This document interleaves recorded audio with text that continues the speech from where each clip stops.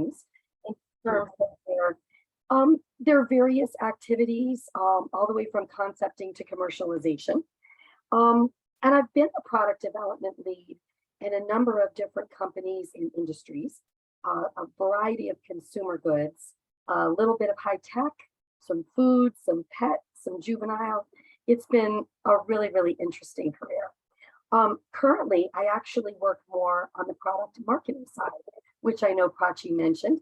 It's a high tech company that specializes in connectivity primarily for the maritime industry. And that is very, very interesting.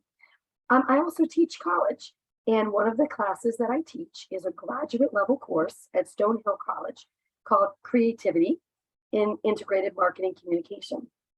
So I do embrace creativity on a personal level and on a professional level. And I'm so excited to share it with you this evening. My goal is for everyone to come away tonight and feel like creativity is for you and that you can embrace it and that you'll have a couple of tools in your toolbox to try out, both on a personal and a professional level. I hope you come away understanding that it's a process, that it's something that can be learned. No worries if you feel like creativity is not innate. It doesn't have to be. And the techniques we're going to talk about can make us more creative, both within ourselves and for our teams. So before we jump in, I would highly recommend that you have a piece of paper or a notebook in front of you. We're going to stop a couple of times. I might ask you to jot down some thoughts. We're also going to try to make our session interactive. We'll use the chat every now and then, and we're also going to break out into breakout rooms and try a couple of the exercises so that you can see how they work for your own. So what will we be covering this evening? First of all, what is creativity? Is it learned or innate? Should you have goals and outcomes? This is a source of great contention for many organizations where they feel that you are inhibiting creativity if you tie an outcome to it. We're also going to talk about how we can quantify creativity and prove its value in the product development process. We're all marketing professionals. We all have goals and objectives and certain things that we need to meet for our organizations. So it's very important that we're able to do that. Then we're going to talk about a few creativity techniques that you can use.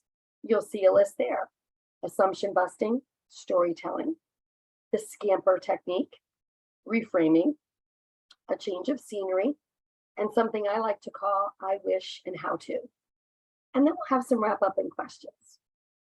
Now, I told you that I'm passionate about creativity, but tonight I'm really a clearinghouse for all the information that I've gathered over the years. This is not my information. At the end of this presentation, you'll see I have a couple of slides of sources. So I definitely want to give credit to all the wonderful blogs, books, people, techniques, websites, and so on that I've drawn from over the years. And if I directly quote something throughout one of the slides, you'll see that I reference it right there on the slide. But I do want to give credit where credit is due. And again, feel so lucky that I've been able to experience creativity at its very best through a variety of different organizations. So let's jump in. First of all, what is creativity? If we're going to talk about creativity, we should know what it is. So I pulled up a few of my favorite definitions, and we'll refer to this a few times throughout our evening together. Dictionary.com, the ability to transcend traditional ideas, rules, patterns, relationships, or the like, and to create meaningful new ideas, forms, methods, interpretations, etc. It can also mean originality, aggressiveness, or imagination. I also really like the Britannica definition, the ability to make or otherwise bring into existence something new, whether a new solution to a problem, a new method or device, or a new artistic object or form. And finally, probably my favorite definition of creativity and the shortest comes from someone named Emery Schubert, who wrote an amazing article, and you'll see this in the list of sources, in a journal called Frontiers in Neuroscience. optimal novelty, and maximal positive effect. Let's take a look at that again. Optimal novelty and maximal positive effect. So sometimes we learn the best about a concept when we talk about what it is not. So what is creativity not? Please know, it is not a talent reserved for the truly creative, and I'll use some air quotes there, artists, designers, right-brained people. Creativity is for everyone. It's not an innate trait. It's only reserved for specific people who seem to have it. It's also not a one-time spark. Yes, we can all have a great idea from time to time, but true creativity is actually a process and a way of working and a way of thinking, as we'll talk about this evening. It's also not an attempt to be different. Sometimes people will throw out a quote unquote creative idea that is very off the wall, just to be different. But as we round out our evening, when we talk about what we need to expect from creativity, we'll learn that that's really not it. Creativity is not a list of ideas that are never taken any further. It's not an activity delegated to the Blue Sky Group. You may have such a group in your organizations. So for example, you might have a group that's dedicated to the upfront end or the fuzzy front end of product development. Creativity is not just for them. And definitely, creativity is something that's for business. It's not just for artistic endeavors. So we need to change our thinking a little bit along those lines as well. Now, a lot of research has been done on creativity and on creative people. And there are a few attributes that are attributed to people that the everyday person considers creative. So you'll see here that I have some of these bolded, and I'll tell you why in a moment. But let's read through them. Creative people tend to be autonomous, meaning that they can work alone. They're fairly self-assured. They tend to be experts in their field. They actually have an interest in disorder, contradiction, and imbalance, which is quite unusual. They resist acculturation, meaning they don't try to be and do and say what everyone around them is doing. They tend to be curious. They tend to be problem-seeking. They're adept at both analytic and divergent thinking. They also take a systems approach to creativity. Again, creativity is not a simple idea that one has dreamed up at one moment in time. It's a process or a system. And very creative people tend to benefit from social validation.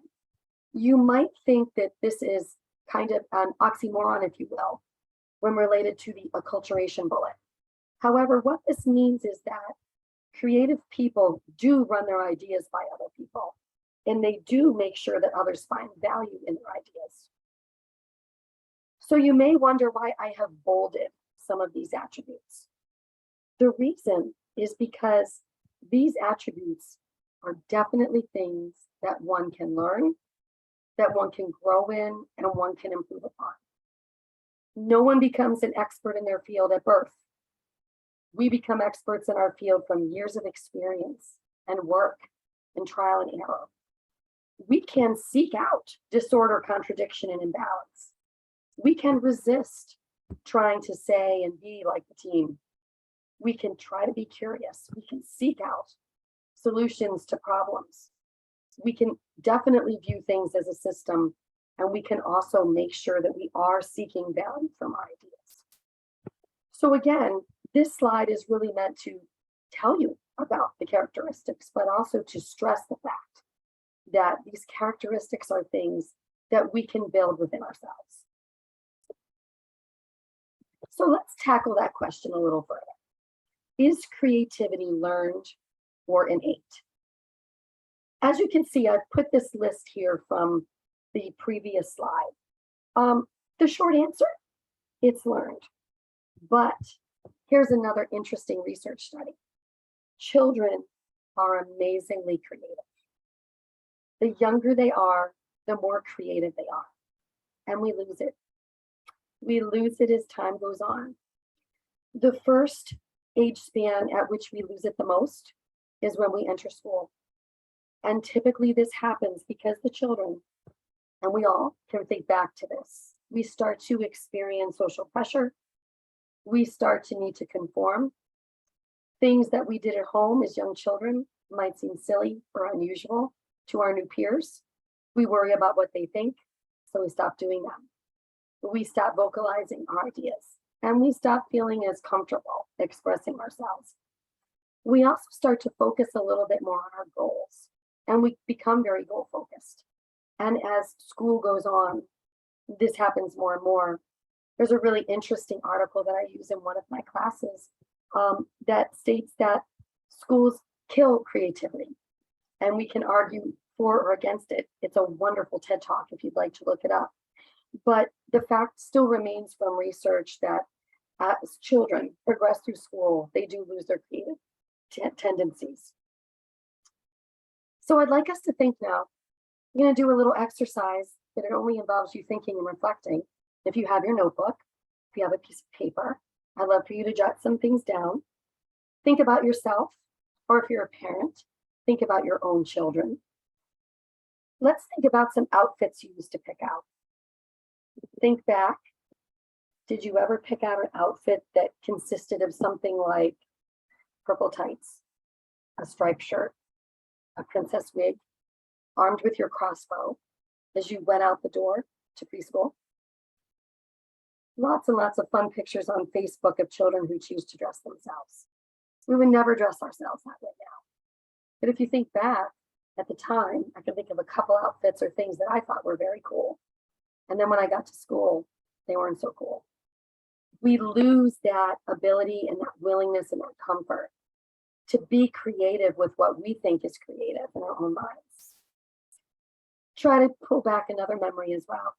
Did anyone ever build wonderful tents, wonderful cities with pillows and blankets, amazing creations in the living room, on a rainy day in your bedroom? We were the most wonderful architects, playing for hours in these creations. And if I asked you today if you could build a structure, you'd probably say, let me check at Home Depot and see if they have a shed. Or can I look the plans up on the internet? Or think I'd better pay a contractor to do that. We don't feel like we can do that anymore. We also thought when we were younger we could be astronauts and superheroes and princesses and all kinds of different things. So research really shows that we lose it, and we need to make a conscious effort as adults to get our creativity back. And we can. And I hope that you'll believe that too when we finish our workshop this evening. So let's jump into one of the next goals for the evening, which is to talk about how creativity is a process and processes are learned. So I have the basic definition of a process up here, a series of actions or steps taken in order to achieve a particular end. Now, I was very fortunate to be trained in a technique called synectics. You may have heard of synectics. I worked at a company called The First Years, which was later acquired by Tomy, and they're still in business today.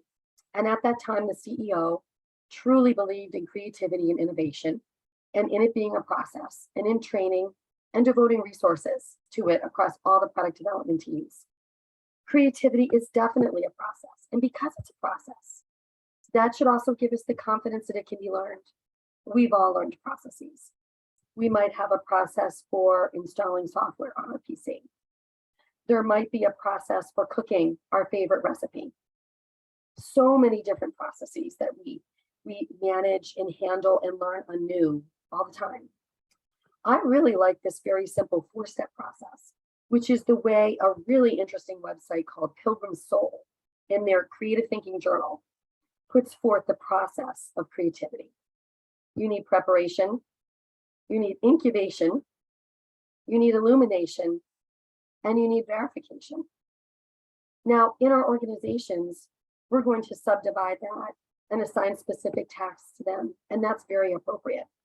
But the bottom line is that no matter what creative process you subscribe to, all of the creative processes, when they're successful, do have a set of steps and they have a process that is to be followed. So we've talked about creativity, what it is, that it can be learned, that it is a process. But even so, there are certain things that enable and disable creativity. And you know what's kind of interesting? This evening, when we try a couple of our breakout exercises, you might actually experience a couple of things for yourself in your small group, or you might feel inclined to do some of these things as well. Don't feel bad. It's human nature. So things that enable creativity, motivation, and an open mind. I would say you've shown motivation already just by attending this workshop. Understanding the concept, having some kind of a process, a good, strong corporate culture and support can also enable creativity. And one of the biggest things, and I hope you'll exercise this tonight, is staying open until it's time to refine. Let's face it, we're all product development professionals. We all have goals, objectives. We want to meet them. We want to bring things to market quickly. We want to bring things to market successfully. It's really easy to try to fix things too soon, to criticize too soon, to try to find something that won't work too soon. Creativity actually needs a little bit of time, and we need to keep our ideas open until it's time to refine. Things that are not so good for creativity. An attitude that says that's for them, not for me. I don't need it. I can't do it. If you have an inconsistent and disorganized approach, that also hinders creativity. Operating in a creative silo. And it's a shame if you have to do this. I've been there. Sometimes an organization is not necessarily supportive or does not have the resources for you to forge ahead in your creative endeavors. But that's going to be really difficult. And probably the biggest thing in my mind that hinders creativity is cutting ideas down before their time. So again, we're going to try not to do that in our exercises. The sad thing, and this is a really great HBR article if you'd like to read it.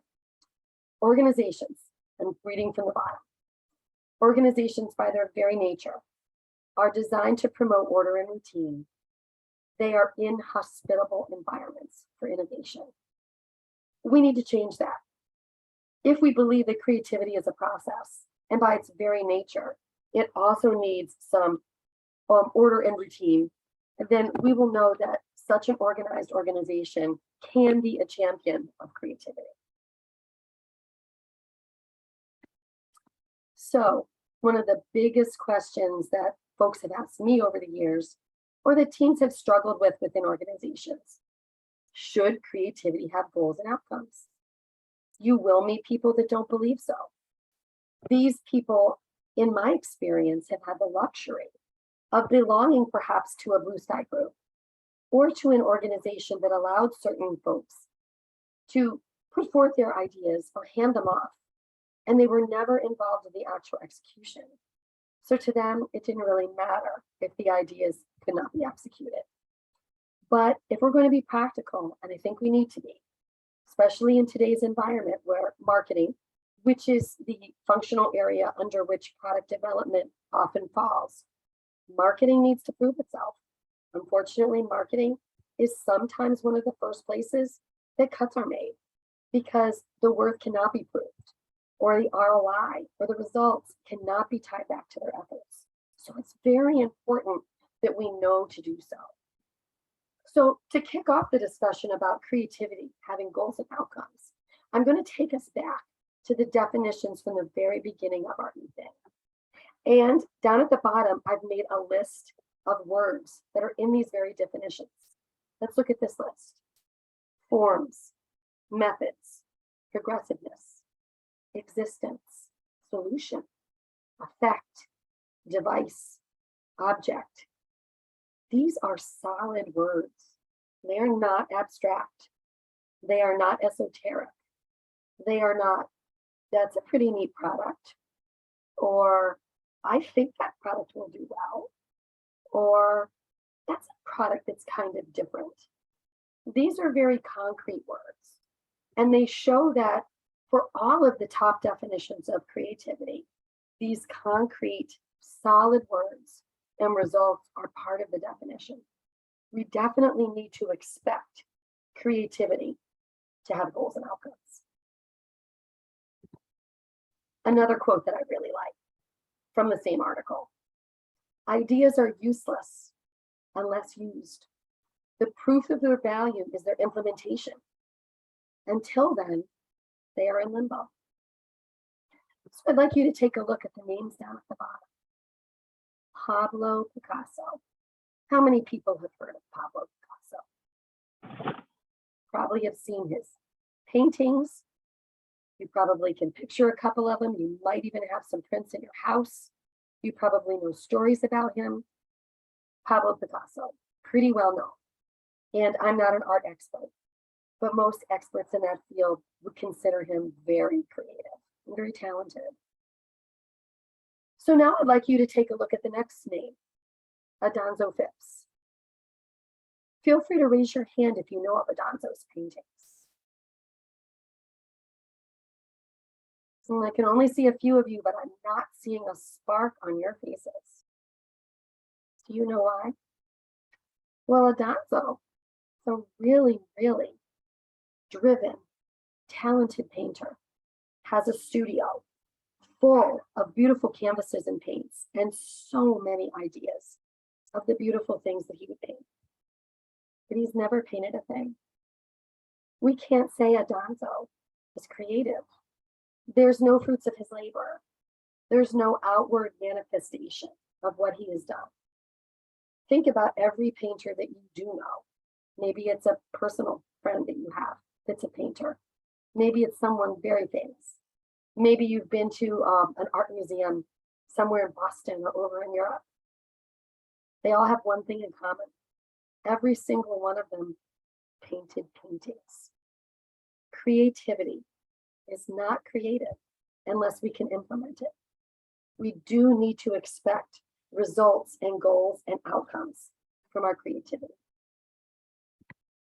Now, those goals and outcomes are all about context and value.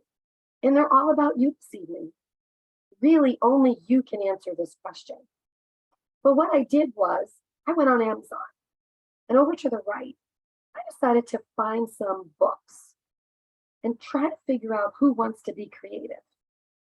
I mean, these are just a few. Look at all the different disciplines that want to be creative. Creative parenting, creative coaching, creative dance, creative cooking, the business-minded creative, creative teaching methods.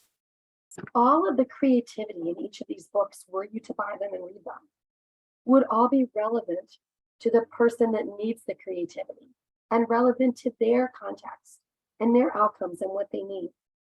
So for all the various professions that you see in these photos, and maybe you're the first one, the product development professional, your creativity needs to be in the context of what you value. And it's going to be very different from everyone else's creativity. And on a personal note, you might practice some of the creativity in terms of parenting, or perhaps you're an artist, a musician, a dancer, or you might be practicing creativity in the context of your professional life. But in any case, it all is in context, and it is something that we need to expect. Outcomes. There needs to be a manifestation, something that's implemented, something that we can experience or see in order to be able to call it creativity. So if we agree that creativity does need to have goals and outcomes, how on earth are we going to quantify its value in the product development process? That's really why we're all here this evening. And the simple answer, although it's not quite so simple perhaps, is that we need to quantify the qualitative. Creativity, perhaps before this evening, you had an idea of a definition in your mind, and hopefully you have a little better idea of what it specifically might mean to you in your work. But it still is very nebulous to a lot of people, and it still might feel a little nebulous to you at this point. So I'm going to show you a technique that I used at one of my past companies, a tool. This is actually a simple tool that you can make in Excel. At one company, we actually had a software program that was built specifically for this tool. And this tool helps quantify the qualitative. And it uses something that I feel is very powerful, the 1 to 5 scale. So we're going to do a little practice with the 1 to 5 scale. I'll tell you why I like a 1 to 5 scale. First of all, I highly recommend that your scale has odd numbers. You definitely want to have ends on your scale and a middle. 5 is a nice small number, easier to work with than 7 or 9. You're going to find in market research, in any type of rating, you will have people with very strong feelings who are going to list a 1 or 5. You are going to have people who are rather indifferent or unsure who list a 3. The real power comes in the people who list a 2 or a 4. And this is where we're going to turn the qualitative into quantitative. So let's try a little exercise. I would like for everyone to type something in the chat for me. I want you to think for a moment. How energetic do you feel this evening? It's around the dinner time. You might be a little sleepy. You might have had a hard day. I don't know. How energetic do you feel? I'd like you to, in the chat, type this in words, no more than 3 words. Everyone, take a moment and do that. Let's see where we are. Oh, except this time, don't do a number. Just do words. You're all very smart. You're way ahead of me. Try some words. I love the numbers. Oh, I see curious. Excellent. A bit tired. It's too hot. Yes, it is. Love it. Anybody else want to jump in? How energetic are you? Somewhat drained. Someone's feeling creative. That makes me happy. Slightly invigorated. Love it. Relaxed. Nice. So we kind of have a bunch of words, and we have people that are kind of all over. Unwell. Uh-oh. Hope you don't sound like a frog like me, Shandana. So now let's try our 5-point scale. Those of you who tried it at the beginning, thank you for jumping in. You're very smart and way ahead of me.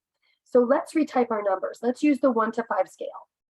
For how energetic we are, 1 is I could go to sleep right now. 5 is I could just get up and run 5 miles. Let's type everything in. Oh, I see 4s, 3s. I see a 2. Ooh, a 298. Very exact. I love it. 3s and 2s. Wonderful. Now, if we were actually doing this scale together, I love that, man. Glad you're being creative. We could actually take all those numbers and come up with an average. Let's pretend I had my little calculator with me and I did that. And let's say my average was 3.72. That tells us a lot more than the words we used. Let's say the average came up to be a 2.1. I'd say, uh-oh, not very energetic this evening. So we and you turned the qualitative into quantitative simply by giving it a number. Creativity works the same way. So I'm going to show you a little example of a scale. And these are some of the things that I use in my scale. And again, it's all relative to you. Some of the things that you could put in your tool might be patentability, competitive differentiation, how it meets end users' needs, some kind of innovation related to the 4 Ps, like your pricing, how you're going to distribute it is really creative. You should also measure things like the organizational resources and the ability to implement. We're going to agree that we have to have outcomes. So we're going to need the resources for those outcomes. And you also want to look at revenue. We all look for revenue goals for our products, I'm sure. So you will want to think and make a list of the things that are important to you in your particular position and your particular product line. And I've put together a very simple scale. Now, this is just something as an example. I did it in Excel. The tool that I used at one of my prior companies had about 27 different lines. And we actually used it to score concepts on an ongoing basis and keep a database. So let me just give you an example. Let's look at the first line, patentability. A 1, no possibility of a patent. A 5, definite utility patent. And then you can see all the scales in between. And I'm going to say my widget or whatever I'm creating here, I'm going to rate it a 3. How about competitive differentiation? You know what? A 5 is there's nothing like it out there. No competitive products. And all the way down to a 1 where there's more than 10. So I'm going to give it a scale. I have a little column there for some notes. And you can see again, this is just something that I developed that's appropriate for my pretend product line, which is a widget. And then you can see I've had the scale average it. If I am considering a variety of concepts and I'm considering how creative they are, I could put them all into a scale like this, and I could find their averages, and then I could rate them by creativity. When you use a tool like this, a lot of really interesting things happen.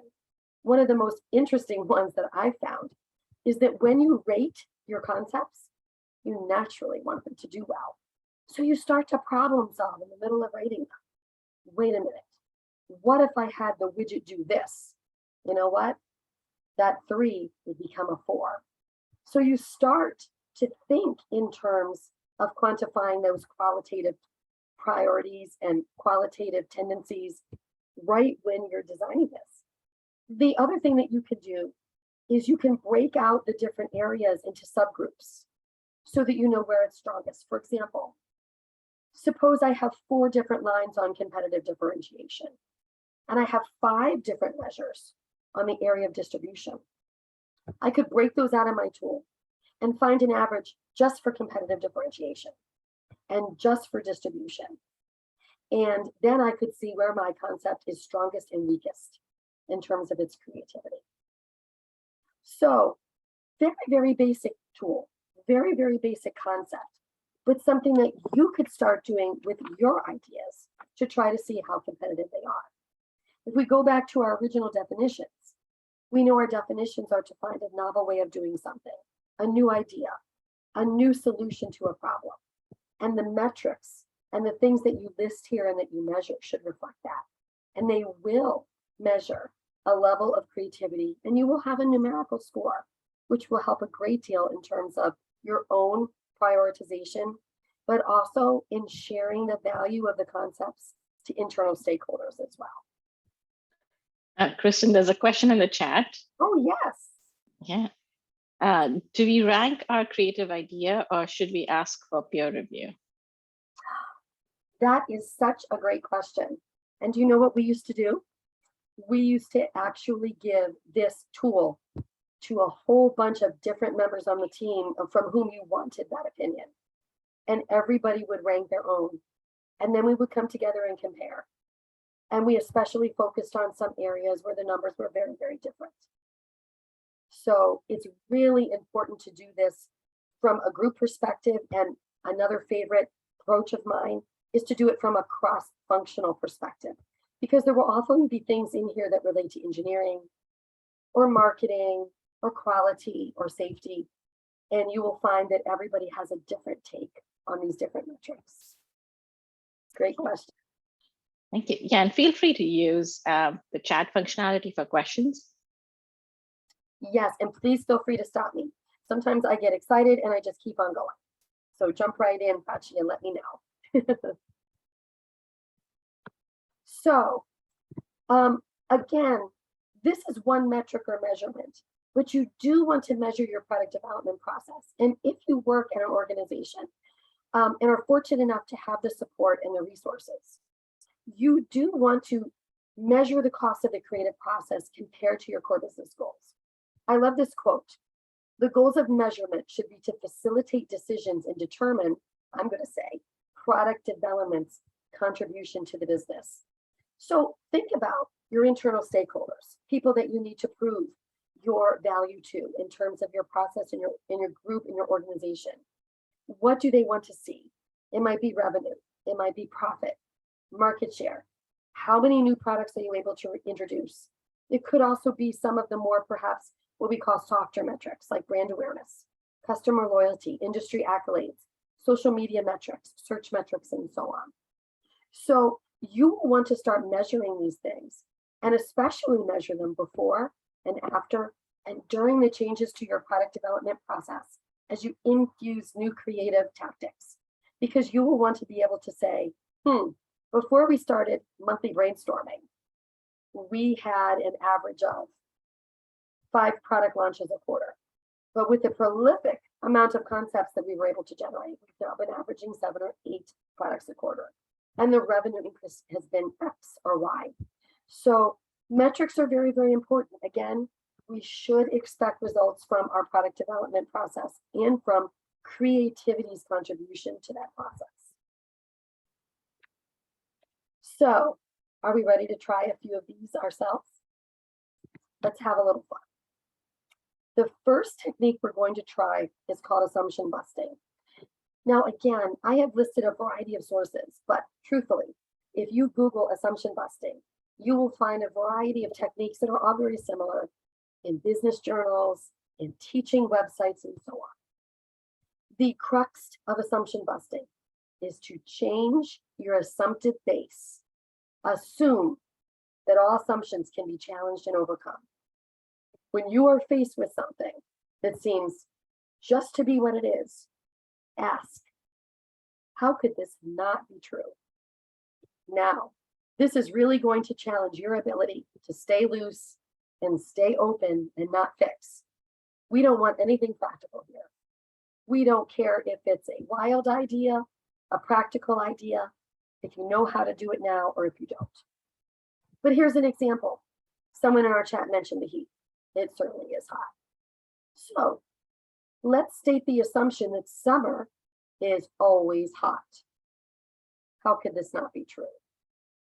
Well, summer is not hot in Argentina. We know that all of those countries south of the equator are experiencing their winter right now. Summer is not hot if you're inside using the AC. I hope that's where you are right now. Summer is not hot if you're accustomed to an even hotter place. I grew up in South Carolina. Even its hottest days here, I say, yeah, it's pretty hot. Not nearly as steamy as the South. Summer is not hot if you're on the International Space Station. I bet they're quite climate controlled there. So you see how to assumption bust. And we're going to try our hand at assumption busting with something related to product development. So I'd like to encourage you to grab those notebooks, grab a piece of paper. I'm going to share our assumption busting exercise with you, and then we're going to put you in breakouts of 3 or 4 and give you a very short time. I should have told you at the beginning of this. You know what's challenging to me? I feel like I could teach an entire class on every single slide here. And we have only 90 minutes to go through the entire deck. So we are touching each of these techniques and concepts at 30,000 feet, just barely whetting your appetite. But I do hope they'll still bring you value and that you'll still enjoy them. So here's the exercise that we're going to undertake this evening. It's a common belief that devices like RFID chips, which are used to track inventory and physical goods, should never be used with a living organism. We use them on our pallets. We put them in our products. It's how I tell when my Amazon order is coming because I can track it on the UPS truck, and I'm sure you do it as well. But we should never, ever use them on a living organism, or even worse, implant them in a living organism. So I'd like you to start thinking about this. How could this not be true? I'm going to break you up into groups, and with the folks in your breakout room, I'd like you to chat amongst yourselves and make a list of how this assumption could not be true. So Prachi, would you like to put folks in groups? Yeah, sure. Let me do that. Awesome. Maybe groups of 3 or 4. And I think only for about 4 minutes, because it'll be 4 minutes and then a minute of final words, and that will give us a total of 5. Okay, so I'm opening up the breakout rooms. Fantastic. So everybody join your rooms. We'll be here if you have questions. We might even check in with you, and we'll see you in just a few minutes.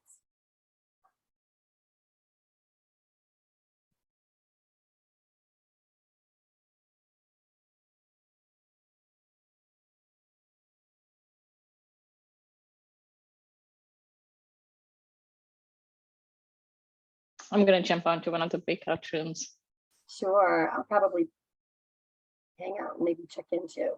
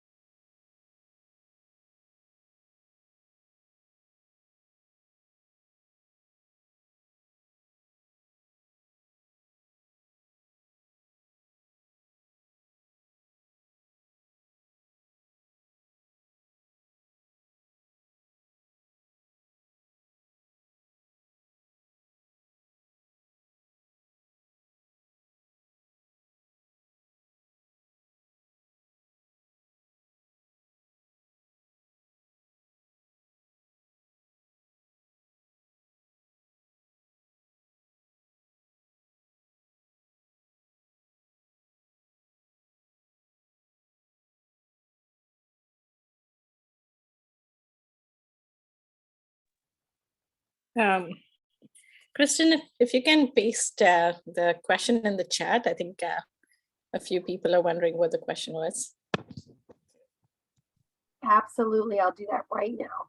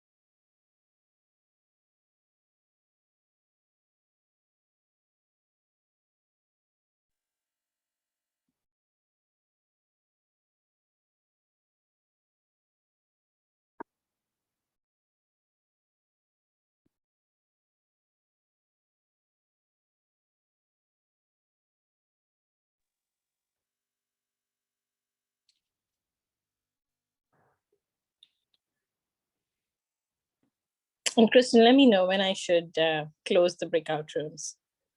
Yeah, you know what? I think probably this is plenty of time. It's been about 4 or 5 minutes. So yeah, we can close them. Okay, I'll close it. Great.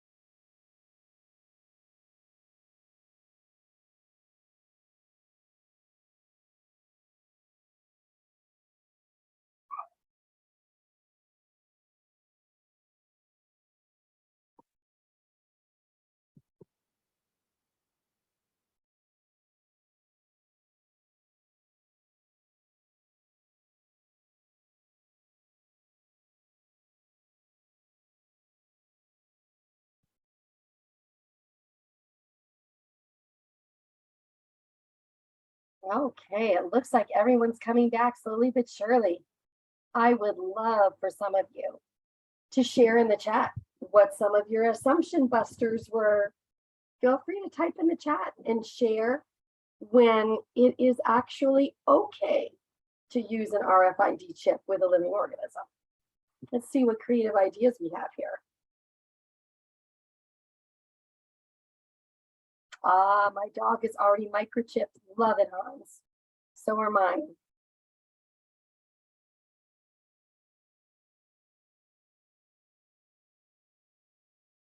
Oh, sharks. Excellent. Yes, it does exist. Livestock.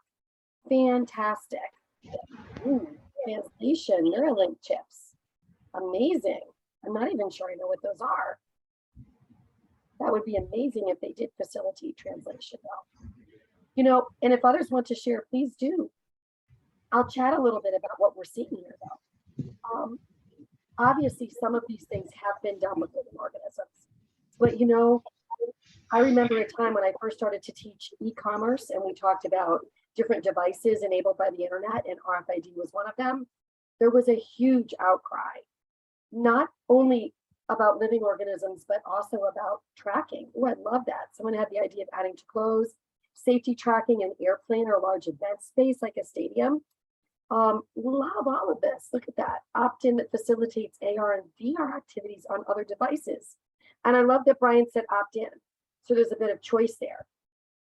If we had never assumption busted the idea of using an RFID device with something that is living, we would not be chipping our dogs. We would not be doing a variety of things with sharks, as someone pointed out. Look at that, following and tracking devices for the safety of the elderly and disabled. Love that. We have another livestock idea. So the idea here is, no matter how you feel about these things right now, if you feel like, oh my goodness, so wrong to put a chip in an elderly person, that's not what we're here to do. We don't want to cut ideas down before their time. We want to follow the ideas that we think have merit and continue on with them, because again, creativity is a process. When I've engaged in assumption busting, typically it's in a large group. We're tackling one problem, and by large, I only mean 10 to 15. And we put all of our assumption busts on sticky notes and on tablets, and then we go around and we vote on the most intriguing idea, not the idea that we think has the most merit, or that we think would be less objectionable, or that we think we could do the easiest, but the one that's the most interesting. And then we use other creativity and brainstorming techniques to try to refine that and carry it on. If we cut these ideas down and say, you should never put an RFID chip in a living organism, first of all, we wouldn't have quite a few of the devices we have today. And we'll never figure out new, innovative, and really beneficial ways to use it in the future. You all did a great job. So you already have one of our ideas down pat. Assumption busting. This is something that you can do on your own. Are you facing a personal problem, a roadblock at work, something going on in your family? Ask yourself, how could this not be true? Take out a piece of paper and jot down anything that comes to mind. You'll be amazed at where it takes you. So let's move on. Another creativity technique that everyone can use is storytelling. And when I teach creativity at graduate students at Stonehill College, we use a wonderful book called The Story Factor by Annette Simmons. I have this listed at the bottom of the page. And one of her quotes is, "The oldest tool of influence is also the most powerful. Through the words, gestures, tone, and rhythm of story, you can captivate an audience of skeptical, resistant naysayers. Converting what you're trying to say or do into a story is a very powerful technique." Annette Simmons actually lists 6 kinds of stories that she recommends creative people try to perfect. And the list is there to the left. Who I am, why I'm here, vision, values in action, teaching, and I know what you're thinking. As product development professionals, we can use storytelling techniques for internal stakeholders when we want them to convince them of something. We can use them with our customers. We can use them on packaging, not only with the written word, but perhaps with consumer packaged goods, it's photography, imagery, diagrams. We can use them on web and social mediums. For example, let's take the last bullet. I know what you're thinking. What if we know our product has a key objection in the minds of our target customer, and we just have to get them over that objection? Write a story. I know what you're thinking. I know you think X, and I know you feel this, and I know you feel that. But let me tell you why this is a good thing. I like to use the first bullet, the who I am story, and put myself in the mind of the product. Write a story from the point of view of your product. Who is that product? If that product could tell its story, what would it say? Why is it there? What does it do? What does it wish? What is it worried about? What does it hope to accomplish? Converting plain reporting, bulleted lists, or perhaps more analytical approaches to putting our thoughts down, convincing people, and writing down facts, and converting it into story is a powerful creativity technique. If you're interested, I highly recommend The Story Factor. And there's a couple of other sources too at the end of the presentation. But I think we should give you another try at another fun activity. And this is called Scamper. I love Scamper. Scamper uses different thinking approaches to find innovative solutions and generate creative ideas. And Scamper stands for, with the first letter, all of you things that you see there in the bulleted list. We want to try to substitute, combine, adapt, modify, minify, magnify, put to another use, eliminate or elaborate, and reverse or rearrange. When we break down our approach to a problem and hone in on perhaps maybe 1 or 2 of those, definitely only one at a time, it makes us think about it in a very different way. Again, we need to stay loose. We need to stay open. We need to not cut things down. Here's an example of something that I've done with some product development folks in the past. Here's a problem. Our customers complain that they can't open our box packaging neatly. I feel really bad, but that is a Cheerios box that I mangled trying to open. So I've lived this problem, and I know that it's been a problem for me in some of my past jobs as well. So let's use Scamper on this problem. What if I substituted the top with reusable tape What if I modify the inner bag to double as an outer bag with a zip closure? What if I eliminate the box? I know what you're saying. How can she do that? But no, you can't ask that now. You have to stay open. What if I modified the glue on the top of that box to be 3 small dots? What if I modified the closure to be a scored cardboard with a tab? What if I rearranged the tab design? If I were in a group of product development professionals, hopefully with some package designers, and we were actually doing this in an organization, we could generate probably 30, 40, 50 ideas from Scamper. And then again, we would vote and we would pick the most interesting things and then we would jump right in on them. We would start to sketch. We would start to build models. We would start to think about how we could make some of these things happen. So let's see if you can give Scamper a try in your groups. I'm going to go to the next slide and give you a Scamper problem, and I'll put this in the chat again so that you have it. Here's a problem for you. Car hoods can be difficult to open, and you nearly always get your hands dirty or greasy. What's a better way to get under the hood? So think about that a little bit. Prachi, if you want to put people in groups, I will go ahead and put the question as well as the Scamper bullets in the chat. And let's give Good. everyone 3 or 4 minutes to come up with some ideas. Okay, sounds good.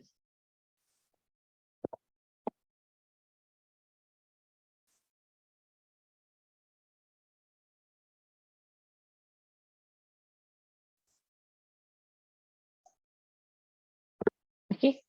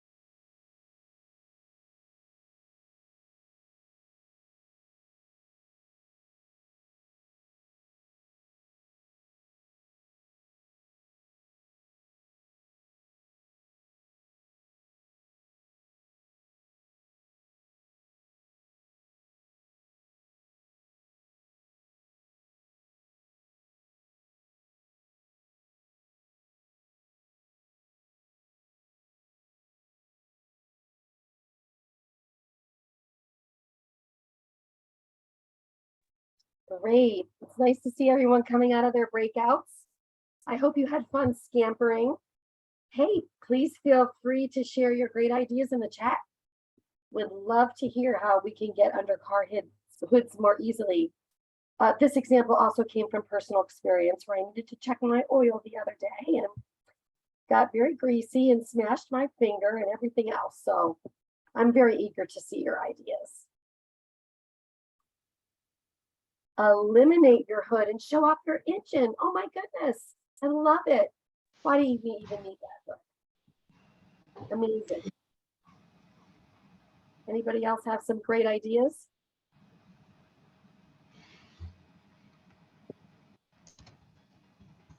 Feel free to put them in the chat. Motorize the hood. Oh my gosh, I love that. Like you could push a button and it would just kind of open on its own. Rearrange the contents to be accessible from elsewhere. Oh my goodness. Inside the car, under the car, an electric car without greasy mechanical components. Love that. Oh, the hands-free concept. Oh, onboard diagnostics. So why should I go under the hood? Digitize your hood, update any software. These are amazing ideas. See, you've got it down pat. You're all amazing. Love it. A camera to diagnose the issue so you never have to open the hood. Camera under the hood. Oh my gosh. Love it. These are great ideas. Well, I hope you see how you can use Scamper. This again is a great activity or exercise for something personal or professional. Great to do in a group. Then you choose your favorite, most creative, most interesting ideas, and you try to problem solve with the group. Amazing job. So let's move on. A couple of other techniques before we wind up our evening. One is called reframing, and you can also read a number of resources on the concept of reframing. Basically, it means shifting the view of a problem, event, or person, and you reframe from a problem to a solution space. This is one of the roadblocks of creativity, truthfully, when we focus a little too much on problems and not on moving towards the solution. So if you want to reframe, you can take the point of view, for example, of the end user. Take the point of view of a cross-functional team member. Take a different point of view like physical image or copy form. I'll give you an example there. As a product marketer, sometimes I need to communicate something suitable for our website or a sales bulletin or even social media. And I think that I have to write it in copy form and it's not working. Perhaps I need to change and reframe my approach and decide to use an image or a diagram or vice versa. You can also rewrite the problem or attribute in a different way, especially if you're taking it from a different point of view and you're reframing from that point of view. There's actually a really great website called InfoQ, and they have a very specific approach to reframing. And I've put that at the bottom left, where you first look outside the frame, rethink your goal, examine the bright spots, look in the mirror and take their perspective. This website actually uses what you see here in the box to the right as this example. This is the example from a financial institution like a bank, and they have a problem. We are losing our young customers. So let's go through each of the steps of reframing. Look outside the frame. Outside of the young customers, new digital financial products are threatening us. Let's rethink our goal. We actually need to how to engage with a young target group. That's our goal. See how that shifted from we're losing our customers to we need to engage with that young group. Then we're going to examine the bright spots that we do have. We have a very strong local partner network. Let's look at ourselves in the mirror. We're too focused on transaction accounts, meaning things like checking accounts and savings accounts and how many we get. Let's take the perspective of these young customers. They just want to jumpstart their new phase in life. They're excited about it. So at the end of the day, this bank, again, with some additional discussion and refining and work in a cross-functional group, developed a new app that tied into their local branches and went way beyond account management. That younger generation loves apps. They're very mobile. They're very tech savvy. They loved having the connection with the local branches, going in for advice at this new phase of their life, and using all the features that not only help them manage their checking account, but the other things that were important to them. So again, I'm giving you a snapshot in time. It's an involved process, but reframing is something that everyone can do. It's a great start toward trying to be a little more creative in terms of solving problems. Listen, there's a question in the chat. Yes. How do we keep a check on new issues that may be created by one of the solutions from the Scamper approach? Oh, so how do you keep track of it? Was that the question? Yeah. How do you check on any new issues? Oh my That goodness, that is wonderful. Well, I'll tell you what, in one of the organizations I worked with, we actually had regular brainstorming sessions once a month. And those brainstorming sessions consisted of new product needs that we had. People would actually submit their wishes for the brainstorming session, and the person who was putting them together, that was me for a while, would go through and prioritize, see how many people we had coming, how much time we had, and what we needed to focus on. So those sessions were often focused on something new, but very often they were focused on ongoing issues, especially if they were identified as a priority within the organization. So if we had done a Scamper, for example, perhaps 2 months prior, we could take the Scamper and bring it back. And we could ask the owner of that product or that process to give us an update, not only on what they had done with the results from our first Scamper, but what new information they had and how the group could help them solve new challenges.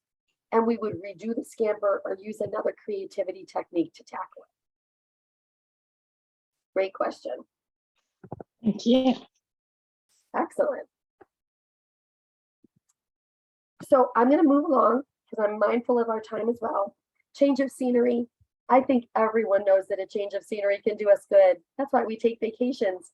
On a personal level, simply deciding to work on your porch, bringing your laptop to the beach.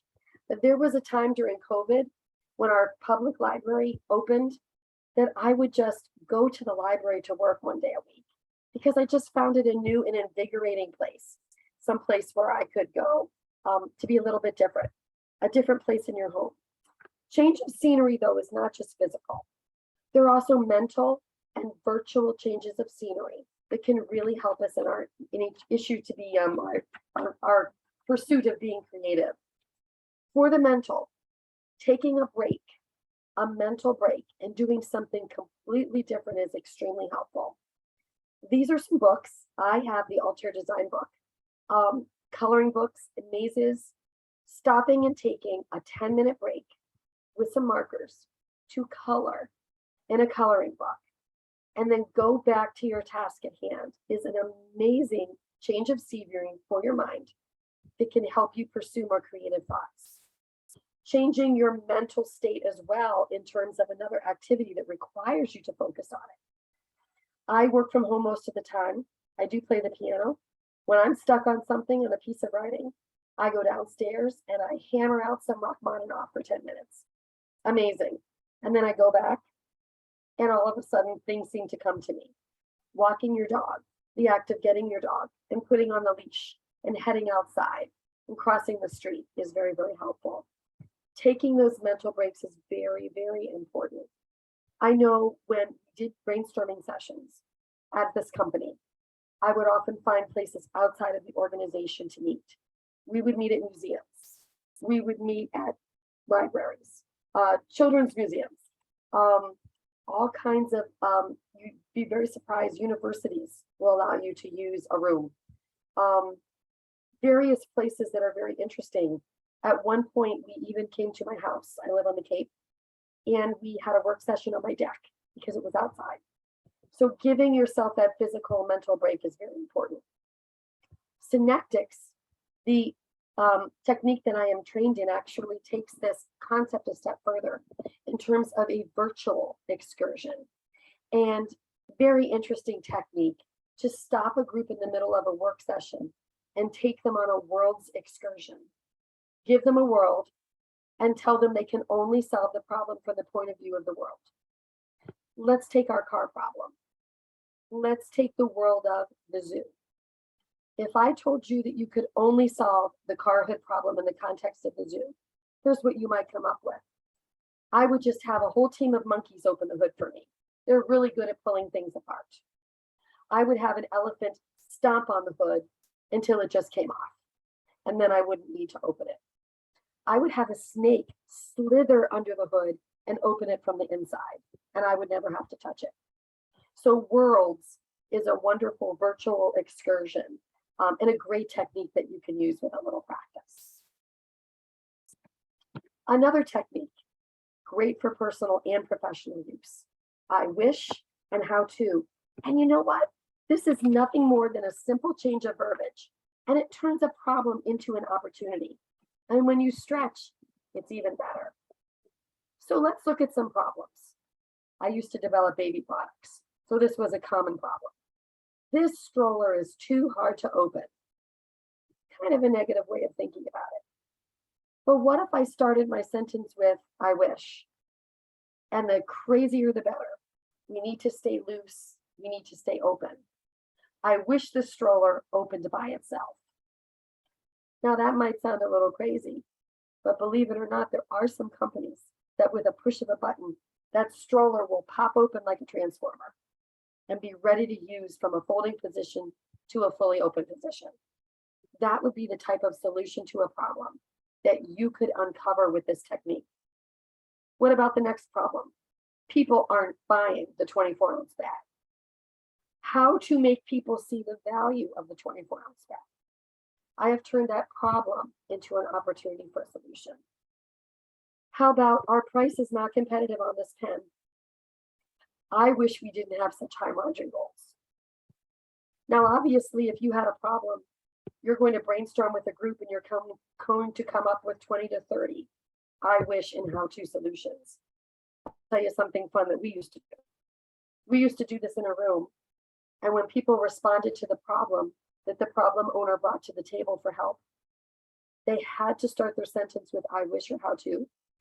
We had a squirt gun, and you were promptly squirted if you started your sentence with anything else. It was a fun and playful way to ensure that everyone started with these words. Every time you start with these words, you focus on the path to a solution. Great change of frame, change of reference, and change of verbiage that you can use. Well, that wraps up our evening. I'd just like to leave you with a few things. Please know creativity is for everyone. Creativity is for you. It's a process. It's not a one-time revelation. It's a skill that can be learned, practiced, and perfected. It does require support from people and organizations, so be sure you ask for that. We should expect results from our creative endeavors. It's the only way it's going to work hard for us. And there are a variety of simple exercises that can help us in both our professional and our personal creative pursuits. And you all did a great job of practicing some of those. So I do have a couple of pages here. And, you know, Prachi, later on, I'm happy to share with these if folks would like a copy of these so they could look up. Yeah, that'd be great. And I'd just like to say thank you for having me. I really hope you do something great with some of the things that you've learned this evening. And it was just such an honor to share them with you. Thank you so much, Kristen. I think this was such a great session that coming into the session, I thought I couldn't be creative, but with these tools, we can really push our thinking, especially Scamper. Like you can have so many options that you could think about the solution and not so much about the problem. So thank you so much for all the resources and framework and spending this time with us. I personally have learned a lot. Thank you. Thank you, Kristen. We'll send out the link to the video and all the resources that Kristen had shared. But before we end the event today, we would like to take a quick, I would like you to take a quick survey on the event. Oh, I'm sorry, event. I've pasted the link in the chat. Yeah. So if you could, before we end the event, if you could fill out the quick survey, it will help us bring new events and different events to this venue. Thank you so much. And thank you again, Kristen, for being with us today. And thank you everyone for spending your evening. Thank you. Yeah. Thank you. Bye. Thank you, Kristen. Bye-bye. Thank you. Thanks, Kristen.